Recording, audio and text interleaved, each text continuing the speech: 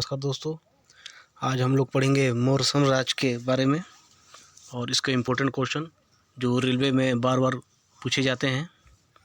तो आज का हमारा पहला क्वेश्चन है, मौर्य साम्राज्य की स्थापना किसने की थी? तो मौर्य साम्राज्य की स्थापना चंद्रगुप्त मौर्य ने की थी। ये 322 ईसा पूर्व में की थी। चलते अगले क्वेश्चन की तरफ। चाणक्य किसका प्रधानमंत्री था?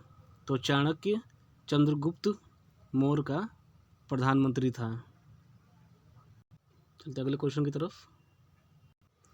अगला क्वेश्चन है, चाणक्य को अन्य किस नाम से जाना जाता था? तो चाणक्य को विष्णुगुप्त तथा कौटिल्य के नाम से भी जाना जाता था चाणक्य को। चलते अगले क्वेश्चन की तरफ। हमारा चौथा क्वेश्चन है, अर्थशास्त्र की रचना किसने की थी? तो अर्थशास्त्र की रचना तो कौटिल्य ने की थी। अर्थशास्त्र की रचना कौटिल्य ने की थी। कौटिल्य को ही हम चाणक्य कहते हैं। ये चंद्रगुप्त मौर्य के काल में प्रधानमंत्री थे। चलते अगले क्वेश्चन की तरफ। अगला क्वेश्चन पांचवा हमारा है। अगला पांचवा क्वेश्चन हमारा, चंद्रगुप्त मौर्य ने अपने अंतिम दिन कहाँ गुजारे थे? तो ये गुजारे थे श्रवण बेलगोला। ये कहाँ पर है? तो कर्नाटक में है इसका। यहाँ पे अपने अंतिम दिन गुजारे थे। चलते हैं छठे क्वेश्चन की तरफ। हमारा छठा क्वेश्चन है, किस राज्य की कहानी मुद्रा राक्षस नाटक का विषय है? किस राजा की कहानी? तो ये है चंद्रगुप्त मौर्य के नाटक का विषय है। चलते अगले क्वेश्चन सातवें की तरफ। हमारा सातवां क्वेश्चन है, प्रसिद्ध यूनानी राजदूत मेगास्थनीज भारत में किसके दरबार में आया था? तो ये किसके दरबार में आया था? ये चंद्रगुप्त मौर्य के दरबार में आया था और ये सेल्यूकेटस निकेटर के राजदूत थे। ये मेगास्थनीज सेल्यूकेटस निकेटर के राजदूत थे। चलते आठवें क्वेश्चन की तरफ। हमारा आठवां क्वेश्चन है, इंडिका नामक पुस्तक के लेखक कौन थे? तो ये थे मेगास्थनीज। दो जो राजदूत थे जो चंद्रगुप्त मौर्य के शासनकाल में आए थे, ये थे मेगास्थनीज। चलते अगले क्वेश्चन नौवें की तरफ। हमारा नौवां क्वेश्चन है, बिंदुसार के शासन के दौरान अशांति कहाँ थी? तो ये थी तक्षशिला में अशांति थी। चलते 10वें क्वेश्चन की तरफ। हमारा 10वां क्वेश्चन है, सम्राट अशोक किसका पुत्र था?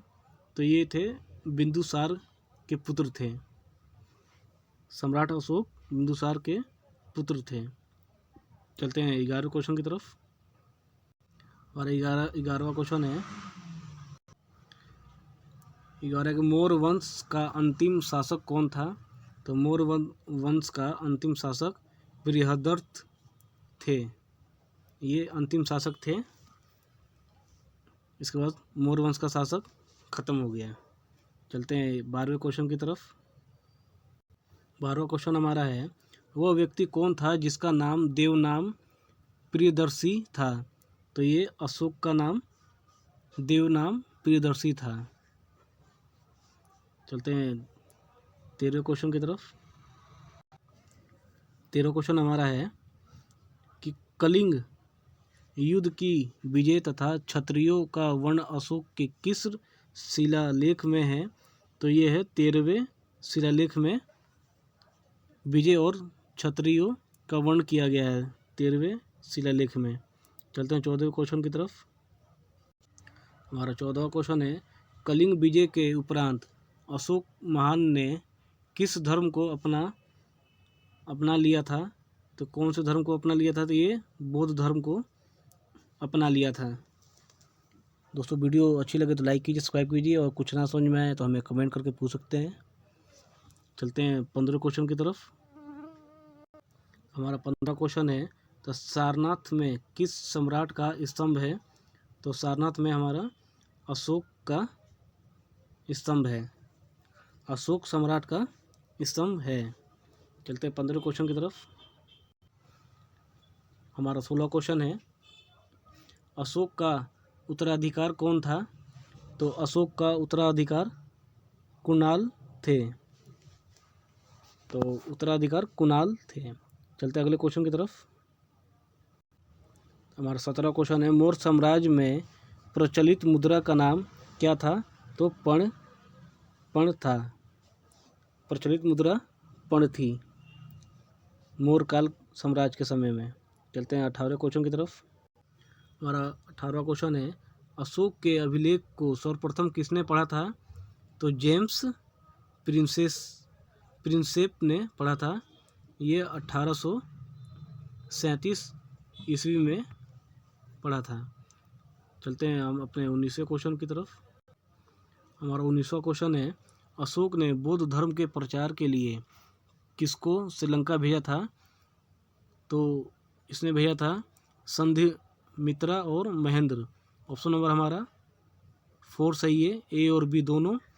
संधिमित्रा और महेंद्र को भेजा था श्रीलंका बौद्ध धर्म के प्रचार के लिए। चलते हैं 20वें क्वेश्चन की तरफ। हमारा 20वां क्वेश्चन है, अशोक ने किस बौद्ध साधु से प्रभावित होकर बौद्ध धर्म अपनाया था? ये अपनाया था ये हमारा ऑप्शन नंबर 3 सही है, उपगुप्त के। अशोक किस बौद्ध धर्म के साधु से प्रभावित होकर बौद्ध धर्म अपनाया था? तो ये उपगुप्त साधु से। चलते हैं 21वें क्वेश्चन की तरफ। हमारा 21वां क्वेश्चन है, कलिंग युद्ध किस वर्ष हुआ था? तो ये हुआ था 261 ईस्वी पूर्व में हुआ था। कलिंग युद्ध 261 ईस्वी पूर्व में हुआ था। चलते हैं 22वें क्वेश्चन की तरफ।